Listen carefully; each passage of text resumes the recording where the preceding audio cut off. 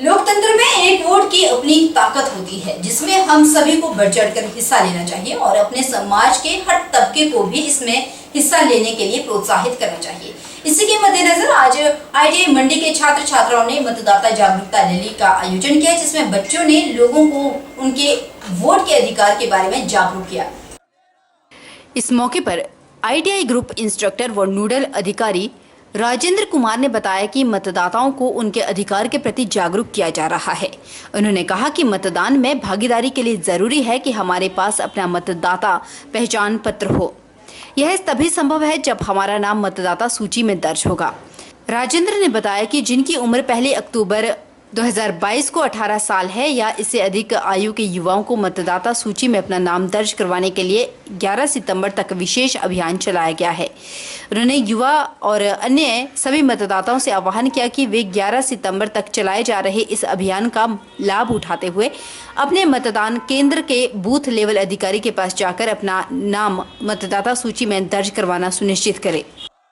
Making या दूसरे कोई एक्टिविटी जो इंस्टीट्यूशन में करवानी है वो तो हमने करवा ली थी पिछले कल, और आज हमें सिर्फ एक एक्टिविटी जो रैली के द्वारा हमें जो है आम जनता को ये संदेश देना था कि भारी से भारी जो संख्या में जो लोग जो है अपने मतदान का उपयोग करें, और जो मतलब युवा जो 1 अक्टूबर 2022 तक जो अपने एज जो 18 वर्ष पूरी कर रहे हैं, उनको जो हमने मोटिवेट करना है कि अपने वोटर लिस्ट में खुद रजिस्टर्ड करवाएं और अपने मतदान का अधिकार जो है इस वर्ष इलेक्शन में जरूर करें। बता दें कि प्रशासन द्वारा लोगों को भी जागरूक किया जा रहा है कि सभी मतदाता अपने बूथ लेवल अधिकारी के पास जाकर मतदाता सूचियों में अपने नाम की पुष्टि कर लें, और किसी भी कारणवश अगर किसी मतदाता का नाम मतदाता सूची में नहीं है तो वह भी अपना नाम इस अभियान के दौरान मतदाता सूची में जरूर दर्ज करवाएं। हिमाचल प्रदेश नशा निवारण बोर्ड के संयोजक एवं सलाहकार OP शर्मा ने खुशनगरी में पत्रकार वार्ता के दौरान नशा निवारण बोर्ड के द्वारा चलाए जा रहे नशे के खिलाफ प्रयासों के बारे में जानकारी मुहैया करवाई। OP शर्मा ने कहा कि हिमाचल प्रदेश सरकार लगातार नशा निवारण बोर्ड के माध्यम से नशे के खात्मे के लिए निरंतर प्रयास कर रही है। इसके लिए नशा निवारण बोर्ड स्कूलों के माध्यम से 6ठी से 12वीं कक्षा के बच्चों को जागरूक करने का कार्य किया जा रहा है। उन्होंने कहा कि नशे के खिलाफ लगातार प्रयास किए जा रहे हैं, इसमें कामयाबी भी हाथ लग रही है। नशा निवारण बोर्ड की ओर से नशा निवारण पॉलिसी लाई गई, जिसमें कई तरह के सुधार किए गए और उस पॉलिसी के मुताबिक ही लगातार प्रयास किए जा रहे हैं। हमारा सबसे बड़ा मकसद युवाओं को नशे से दूर रखना है। उसके लिए 6ठी कक्षा से लेकर 12वीं कक्षा तक के बच्चों को जागरूक करना और उनके माता पिता को भी नशे के बारे में जागरूक करना मुख्य मकसद है। असली जो समस्या अब जो हमें नज़र आती है वो ड्रग सप्लाई की तो है ही है, लेकिन इसके साथ साथ ड्रग की कंजम्पशन की, ड्रग अब्यूज़ की, वो एक बहुत बड़ी समस्या है। और इस समस्या को एड्रेस करने के लिए हमने जो अपनी एकीकृत नशा निवारण नीति, जिसे राज्य सरकार ने 10 फरवरी 2022 को अधिसूचित किया है, उसमें एक मैकेनिज़्म हमने बनाया है, जिसके तहत हम ये समझते हैं कि जो बच्चे 6ठी कक्षा में एंटर करते हैं, जिन्होंने कभी ड्रग को छुआ नहीं है, देखा नहीं है, हम उनको और उनके साथ उनके अभिभावकों को भी ड्रग इशू के ऊपर संवेदनशीलता उनमें हम जागृत करते हैं। हम उनको अवेयर करते हैं, हम उनको ड्रग अब्यूज़ से संबंधित जितने भी पहलू हैं, जितने भी एस्पेक्ट्स हैं इसके, उनके बारे में उनको हम अवेयर करते हैं, सेंसिटाइज करते हैं। साथ ही साथ ये बहुत इम्पॉर्टेंट है कि जो शिक्षकगण हैं हमारे, जो टीचर्स हैं, जो प्रोफेसर्स हैं, जो फैकल्टीज़ हैं, जो संकाय हैं, उनका भी उनके स्तर पे उनका भी सेंसिटाइजेशन किया जाए। तो अमूमन मैं यही करता हूँ कि नशा निवारण बोर्ड की तरफ से जब भी पूरे प्रदेश के अंदर मैं जा रहा हूँ तो शिक्षण संस्थानों में शिक्षक गणों के साथ अलग सेशन होल्ड करता हूँ और बच्चों के साथ, युवाओं के साथ अलग से सेशंस हम होल्ड करते हैं। एक्साइज विभाग ने हिमाचल प्रदेश में दिल्ली के एक फर्म द्वारा फेक सप्लाई किए जाने का दावा किया।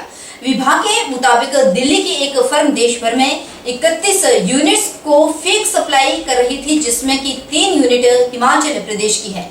इसमें से 1 यूनिट हिमाचल प्रदेश के ऊना जिले के एक औद्योगिक क्षेत्र की बताई जा रही है। विभाग के अनुसार इस मामले में इस यूनिट पर लगभग 4 करोड़ का टैक्स बकाया था, जिसमें से यूनिट ने 50 लाख रुपए के करीब वर्ष से पहले ही जमा करवाए थे, लेकिन उसके बाद इस यूनिट द्वारा कुछ भी टैक्स जमा नहीं करवाया गया, जिसके बाद अब विभाग द्वारा यूनिट को लगभग 9.5 करोड़ के बकाया टैक्स का नोटिस जारी किया गया। वहीं विभाग ने फेक सप्लाई के इस मामले में दिल्ली में हुई कार्रवाई के बाद 3 सीए को गिरफ्तार करने का भी दावा किया है।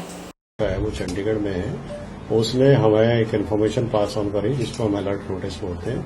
अलर्ट नोटिस में ये बताया गया कि हिमाचल के लिए कुछ दिल्ली की फर्म थी जिन्होंने फेक सप्लाई करी थी। टोटल मामला जो है वो 173 करोड़ रुपए के फ्रॉड का है, जिसमें 3 सीएज और लीगल काउंसिल जो है वो अरेस्ट हो चुके हैं दिल्ली में। हमारे यहाँ पे भी इस 31 में से 3 फर्में जो है वो हिमाचल से संबंधित है, जिन्होंने हिमाचल के एक व्यापारी को, एक सरिया मैन्युफैक्चरिंग कंपनी को सप्लाई करी थी। इसमें 5 करोड़ 99 लाख रुपए का जो टैक्स था वो बनता था। 5 करोड़ 99 लाख रुपए के टैक्स को वेरीफाई करने के लिए हमने दिल्ली अथॉरिटीज को बार बार कॉरेस्पॉन्डेंस करी और देखा, और उनकी तरफ से रिपोर्ट आई कि उन्होंने 5 करोड़ 99 लाख में से एक फर्म का जो सीजीएसटी ऑफिसर्स थे, उन्होंने 3 करोड़ 82 लाख रुपए का जो रजिस्ट्रेशन जिस फर्म का था उसको रेट्रोस्पेक्टिवली, मतलब जिस डेट से फर्म आई थी उसी डेट से उसको कैंसिल कर दिया गया।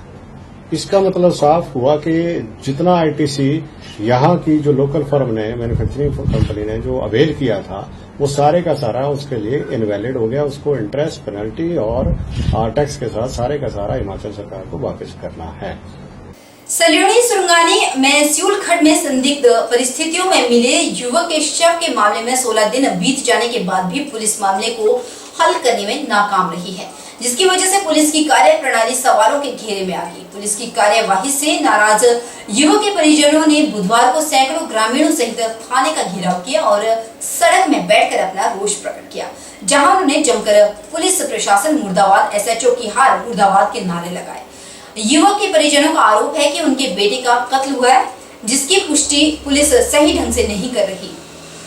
उन्होंने यहाँ तक कह दिया कि उल्टा उन्हें ही पुलिस द्वारा डराया धमकाया जा रहा है। मृतक युवक के पिता ने कहा कि उन्हें शक है कि उन्होंने शक के आधार पर पुलिस को नाम भी बताए थे, लेकिन पुलिस हाथ पर हाथ धरे बैठी है और उन्हें गिरफ्तार नहीं किया जा रहा। उधर पुलिस का कहना है कि उन्होंने एफआईआर भी दर्ज की है और 4 लोगों को इस मामले में गिरफ्तार भी किया है।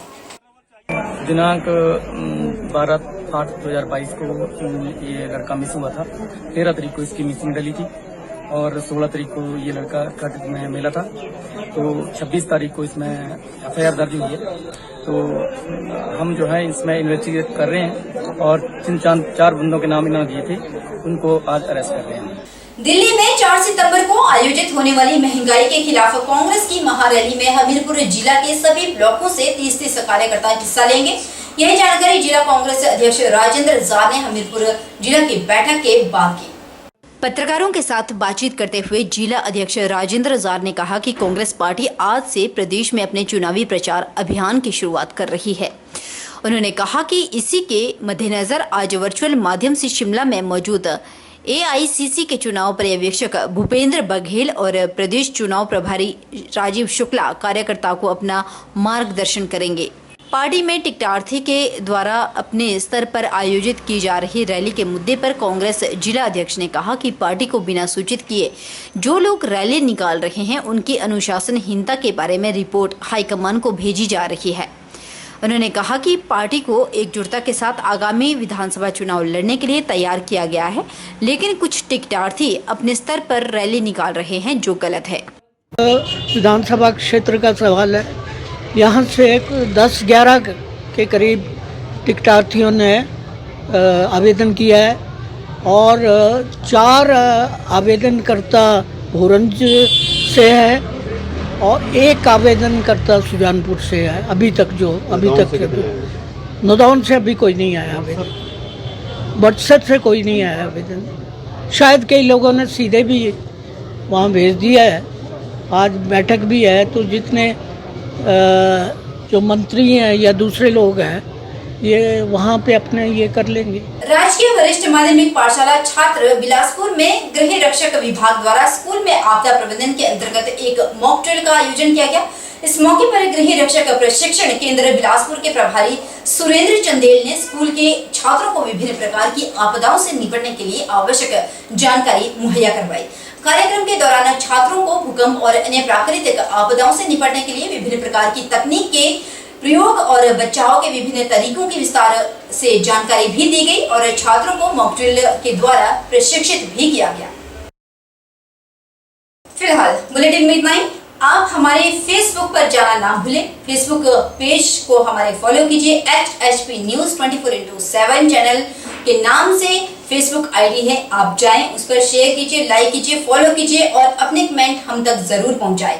और अगर आपके पास कोई और भी जानकारी है जो आप हमसे साझा करना चाहते हैं तो उसे आप हमारे माध्यम से लोगों तक भी पहुंचा सकते हैं। बहरहाल बुलेटिन में इतना ही। नमस्कार।